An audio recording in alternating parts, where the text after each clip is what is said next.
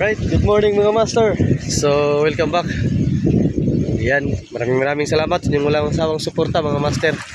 So, samahan nyo ako ngayon mag-field test sa mga gamit natin na dumating. Ito yung bagong gamit natin na dumating. Isang magnetic nga neck mount, no? Mantang maano lang to. Yan.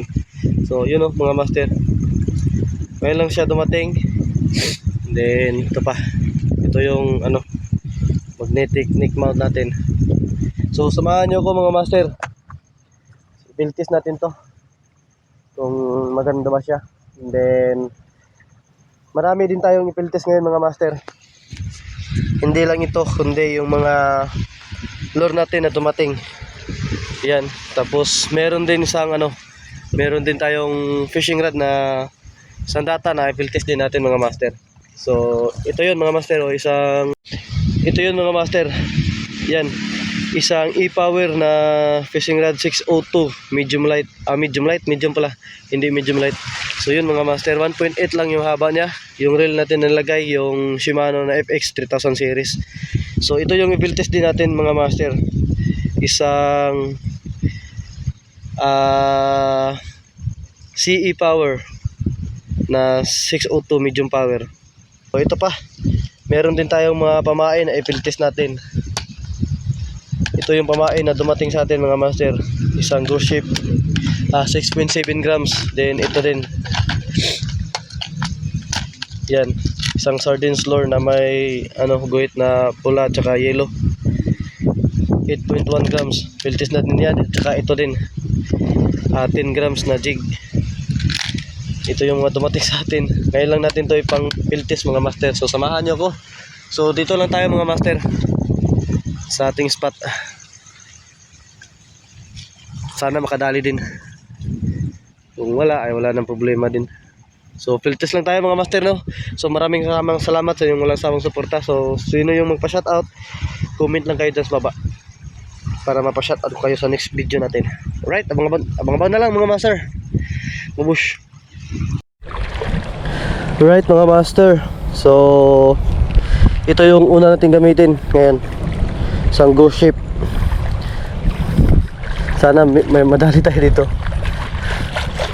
So hagisan na natin saglit dito mga master, baka meron. Mount holder. Dahil i-field test din natin siya. Kaya ayun, dumating na. Oras natin ay 9:55 ng umaga.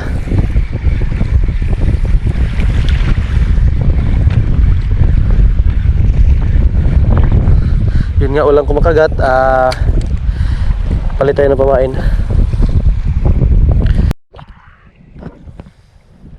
So right, nakapalit na tayo ng pamain mga master. Yung blue sardines. Ganito talaga dito sa amin mga master. Ay paminsan lang tayo talaga makahuli. Dahil gawa ng ano, marami din talaga naninisi dito ng gabi. Kaya hindi natin alam kung may laman pa ba.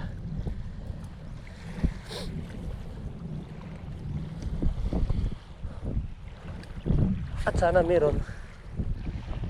Ganda naman ni hagis dyan, kaso lang may mga bato. Baka sumabit, try lang natin. Ayun nga. Nakasabi ko lang. Yun, balo. Hindi pa napuruhan, putik.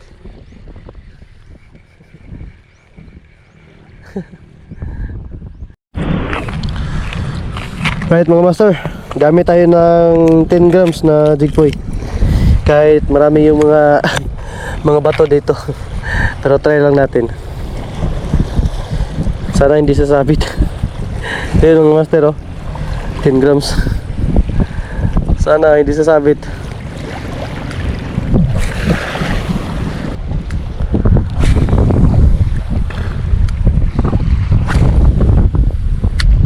Asan yun? Hindi ko na nasip kita. Kasasabit yun. Yun, fish on mga master. Fish on. Ano yung isda to? Uy, huwag kang sasabit boy. Huwag kang sasabit boy. Malaki mga master. Hala. Ayun nga. Ayun, malaki mga master. Lala. Ano yung isda to? Lala. Malaki mga master, barakuda ata. Ay, barakuda nga. Sabi ko nga ba. Malaki barakuda mga master. Lala. Grabe. Yun oh. Yun. Lala. Nadali siya sa jigpoy natin mga master. Ayos. Uy, sana hindi makawala. Sana hindi makawala mga master. Napakalaki. Tara, ito yun na nga. Sabi ko nga ba. Kawala. Ay puti, sayang. Laki na. Woo! Grabe. Pagkawala. Ayun yun. Ay, puti ko pa kasayang mga master.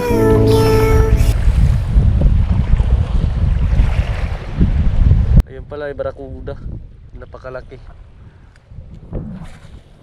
So yun. Last na to mga master. Uwi na tayo kasi ano pa, magti-training pa ako sa mga bata ngayon para sa basketball nila na tournament na darating ngayong next week. Sa inter-elementary lang po.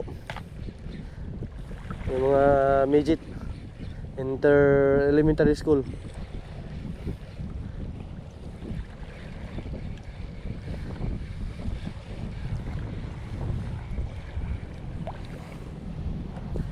So yun mga master, tapos na tayo mag-field test. Nakadali din tayo ng barakuda pero yun nga lang ay hindi natin na nalan ng maayos kasi natakot din akong baka ma-hook na naman yung kamay natin. Tapos nakita ko din siya, pagka-hooks niya ay 50-50 siya, kaya alam ko naman na makakawala talaga yun. Pero yun nga, kung nabilisan natin paghawak, nahawak natin ng maayos, ay hindi yun makakawala. Nahawakan na naman natin siya, kaso lang gumalaw. Paano kung wala tayong gloves? Paano yung natin yung kamay? Mahooks. Yun lang. So yun nga mga master, uwi na tayo. So maganda ang performance ng sandata natin. Itong rod natin e-power na 602. So yun mga master, so hanggang dito muna tayo. So yun, napiltis na naman natin yung mga gamit natin. So napakaganda, ayos. Sayang yung barakuda, napakalaki. Siguro malapit na siya sa mga 1 kilohin. Hindi natin masyadong nahawakan kasi takot po ako kasi baka ma-hook yung kamay natin. So nakailang beses na tayo na-hook sa kamay natin yung nakahuli tayo ng barakuda. So hanggang dito lang tayo mga master, no? So maraming salamat sa inyong walang sawang suporta, saka sa aking pagsusupport sa aking YouTube channel, saka yung mga solid natin mga subscribers. So maraming salamat talaga. So ingat tayo mga master sa pag-fishing. So again, sa next video na naman tayo mag-fishing dyan sa isla na yan. Yan po yung isla dito sa malapit lang sa amin. So siguro mamaya or bukas mag-fishing tayo. So right, hanggang dito lang tayo mga master, no? Solid yung field test natin ngayong araw. Nakadali ng malaking barakuda pero hindi lang naland. Pero okay lang yun. So ingat, God bless you mga master. Kabush!